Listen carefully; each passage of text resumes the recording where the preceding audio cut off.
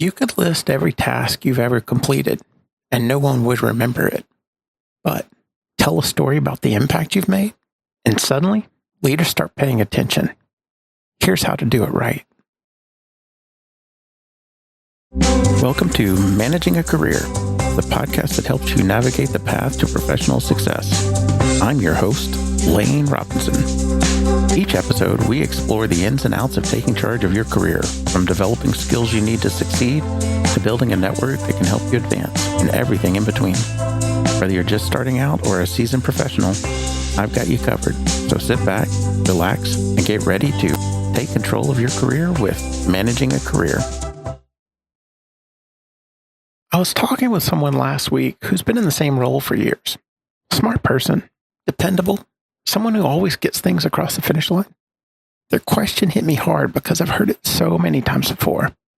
Why do people who seem less competent than me keep getting promoted? My answer was simple and frustrating and completely true. Advancement isn't about competence. It's about story. The people moving up aren't always better at the work. They're better at talking about the work. They've learned how to turn their accomplishments into a narrative leaders immediately care about. And that's what we're diving into today. How to use real storytelling, not a string of corporate buzzwords, to finally break through to the next level. If you've been in your role for 4, 5, maybe even 7 years and you keep getting passed over for promotions, there's usually one core issue at play. You're great at doing, but you haven't learned how to talk about impacting. The difference is huge. Doing is about tasks.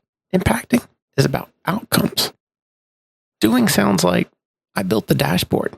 Impacting sounds like, our team can now make faster decisions because we have real-time visibility into customer behavior. And here's the truth. Your leaders don't care about the volume of items on your to-do list. They care about what changed because you were in the room. When you walk into a meeting with your boss, or present to senior leadership, or sit down for your annual review, and you start listing tasks one after another, you've already lost them. You're giving them a story about your effort when what they need is a story about your impact. Let me give you an example. I was working with a coaching client. Let's just call them Jamie. Jamie was trying to move from senior role to a true leadership position. They'd been in their job for years, absolutely knew their stuff. But every time they described their work, it came out like this. I analyzed the sales data, identified trends across regions, created visualizations for the executive team, and presented my findings at the monthly business review. On paper, that sounds solid, thorough, professional. Except no one remembers it. And worse, no one sees it as strategic. What Jamie shared was a sequence of activities. It was a recipe, not a story. And leaders, they don't promote people for following recipes. During our coaching session, we rewrote that same narrative so it actually meant something. We were losing ground in key territories and no one could figure out why. I dug into the data and found that our product was completely out of sync with competitor positioning in that region. After aligning with leadership, we shifted our approach. Within 2 quarters, we'd recovered our market share. Same work, completely different story. So what's the real difference between those two versions? Structure. Every good story follows this familiar shape. There's a situation or a problem. There's tension or conflict. There's action that leads to change. And finally, there's a resolution that closes the loop. When you're talking to leaders about your work, you need to use that same structure, not because you're trying to be dramatic, but because this is how the brain processes information. We remember stories. We forget lists. Let's break down that structure. First, set up the problem. What was at stake? Why did it matter? Leaders need context before they can appreciate your solution. The problem can't just be, we needed to do this task. It has to threaten a goal, create risk, or block progress. In Jamie's case, the first version had no problem. It was just a list of tasks. The second version began with the real problem, lost market share. That's something a leader actually cares about. Second, show the tension. What made this hard? What was unclear? What obstacles did you face? Many people stumble here thinking that admitting difficulty makes them look weak. It doesn't. It makes the story compelling and makes your solution look smarter. Jamie's tension was simple. No one could figure out why. That tells leaders this wasn't obvious. It required insight. Third, describe what you did, but don't list every step. That's just a repeat of the task list. Focus on the key move, the insight that unlocked the solution. Leaders don't need the play-by-play.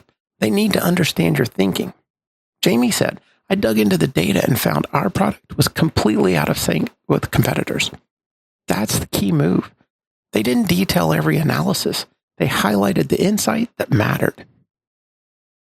Fourth, land on the outcome. What changed? What's different now because of your work? This is where you show impact, not activity.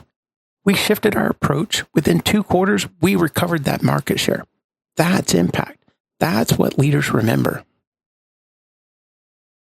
Now, let's talk about data. If you work with numbers, you probably think data speaks for itself. It doesn't.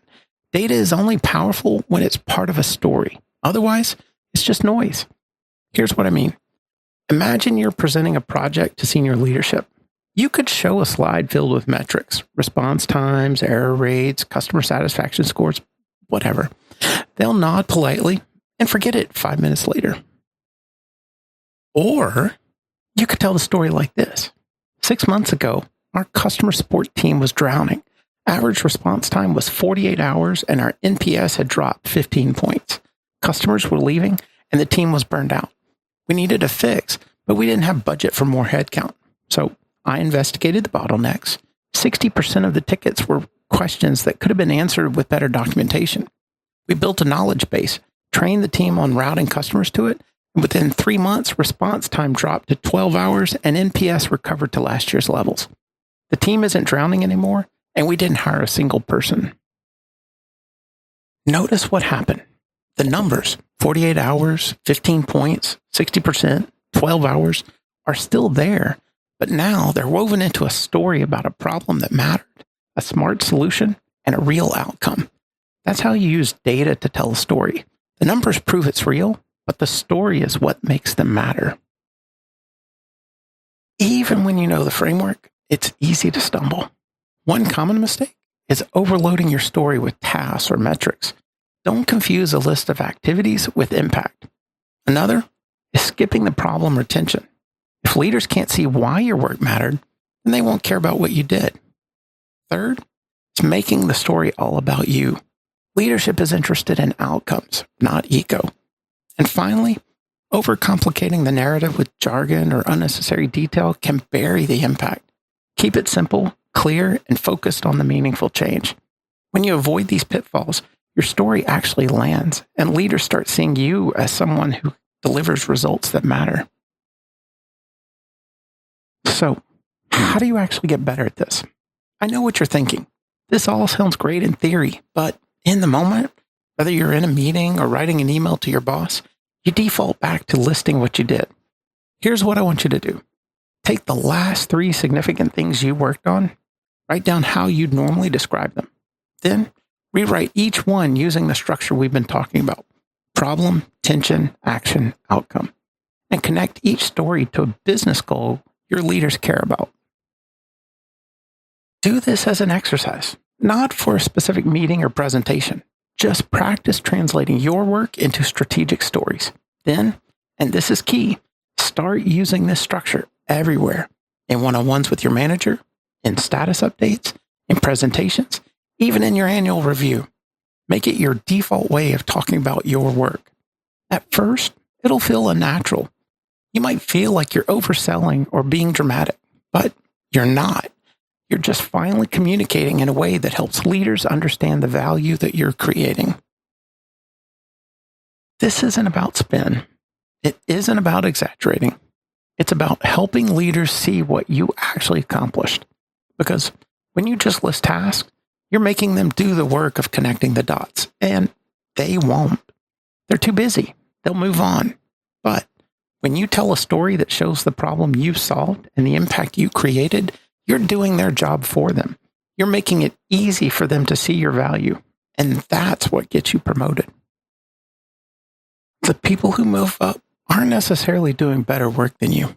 They're just better at showing that the work they do matters. They figured out how to turn their accomplishments into a story that leaders remember. Now you know how to do it too. Problem, tension, action, outcome, all connected to a business goal. Every time you communicate with someone in a position of influence. That is how you change how people see you.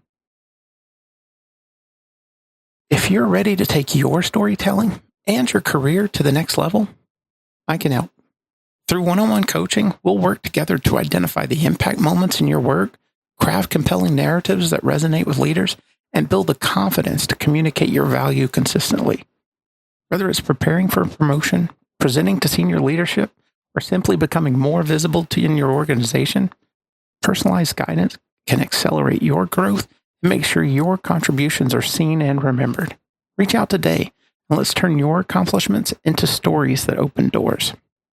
Stop listing tasks, start telling stories, and watch your career accelerate. Taking control of your career is entirely up to you. No one else will do it for you. So don't be afraid to take the actions that will help you reach your professional goals. I hope this episode has provided you with valuable insights and advice. If you want to stay up to date with the podcast, be sure to subscribe in your podcast player of choice and visit managingacareer.com to submit show topics and link to our community. For Managing a Career, this has been your host, Lane Robinson. And remember, own your career and navigate the path to professional success.